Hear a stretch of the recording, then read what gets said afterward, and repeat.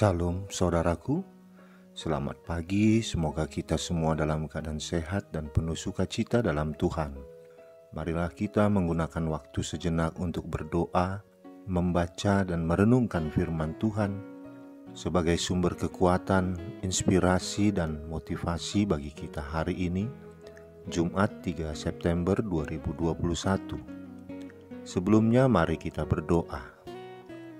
Bapa di sorga, kami bersyukur atas hari yang indah ini, hari yang penuh harapan. Kami akan merenungkan firman-Mu. Kiranya Roh Kudus menerangi hati dan pikiran kami, agar kami sungguh memahami firman-Mu. Dalam nama Tuhan Yesus Kristus kami berdoa. Amin. Firman Tuhan yang menyapa kita di pagi ini, Yesaya 8 ayat 17. Dan aku hendak menanti-nantikan Tuhan yang menyembunyikan wajahnya terhadap kaum keturunan Yakub. Aku hendak mengharapkan Dia. Demikian firman Tuhan. Saudaraku, suatu hal yang sering membuat Tuhan murka atas umat adalah seringnya umat Israel pergi meninggalkan Tuhan. Mereka menyeleweng dari jalan kebenaran dan memilih jalan keluar yang salah. Hati yang mudah berbalik, iman yang lemah akan mendatangkan hukuman bagi mereka. Tuhan menyembunyikan wajahnya dari Yehuda setelah Raja Ahaz dan rakyatnya menolak firman Tuhan. Maka Tuhan menyembunyikan wajahnya dari Yehuda sebagai pernyataan murkanya. Tuhan akan menghentikan seruannya kepada Yehuda melalui nabinya. Sangatlah menyedihkan dan akan menimbulkan malapetaka bagi dunia ini jika Tuhan menyembunyikan wajahnya, karena tak satu pun manusia dapat hidup tanpa Tuhan. Apakah hal yang sama yang sedang kita alami saat ini? Wabah yang mendunia, pandemi COVID-19, apakah Tuhan sedang menyembunyikan wajahnya, tidak memberikan pertolongannya? Mungkin kita salah jika kita mengatakan ya, dan mungkin kita keliru jika kita mengatakan tidak. Tapi yang perlu, jikalau Tuhan menyembunyikan wajahnya, apakah kita tidak datang mencari dan menghampiri wajah Tuhan? Atau sebaliknya, sama seperti Yehuda berpaling meninggalkan Tuhan, pergi menyembah dewa-dewa dan para peramal atau penenung? Saudaraku, dunia saat ini sedang dilanda kegelapan, ketakutan, ketidakpastian karena orang-orang meninggalkan Tuhan. Orang-orang lebih mempercayai roh peramal dan kabar-kabar bohong. Lalu apakah yang akan kita lakukan? Dalam keadaan dunia yang gelap, Yesaya menyembunyikan diri dan mencari wajah Tuhan. Ia sadar bahwa Tuhan tidak mau berbicara kepada bangsa Israel. Sehingga Yesaya merendahkan diri, memisahkan diri dari kehidupan dosa. Yesaya menanti-nantikan Tuhan dan mengharapkan firman-Nya.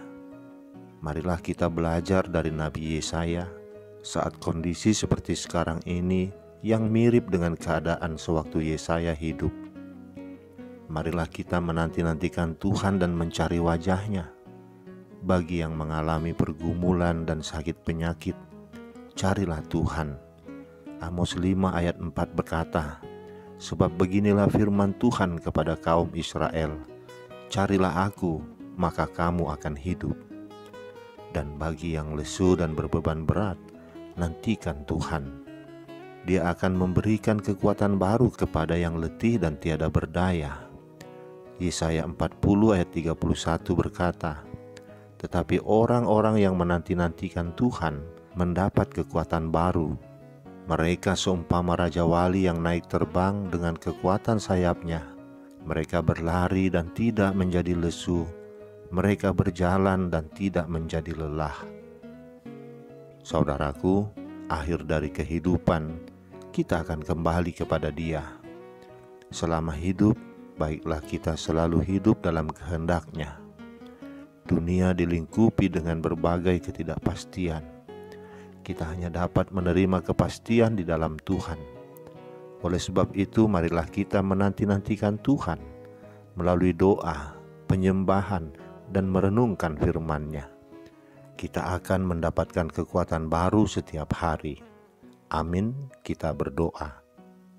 Bapa di sorga, terima kasih Engkau telah berfirman untuk mengingatkan kami agar kami tetap mengharap hanya kepadamu, menanti-nantikan Engkau dan tidak berpaling kepada kekuatan dunia. Karena Engkau adalah Allah yang kekal, yang berkuasa atas bumi dan sorga. Biarlah semua makhluk tunduk kepadamu dan berharap kepadamu ya Tuhan. Kami memohon pertolongan dan penyertaan-Mu dalam segala tugas dan tanggung jawab kami. Biarlah kami bekerja dan berbuat seperti berbuat kepada Tuhan, bukan kepada manusia. Berkatilah seluruh orang percaya di atas bumi ini. Teguhkan iman kami dalam segala pencobaan. Dalam nama anak-Mu Tuhan Yesus Kristus kami berdoa. Amin. Selamat beraktivitas saudaraku. Tuhan memberkati. Salam.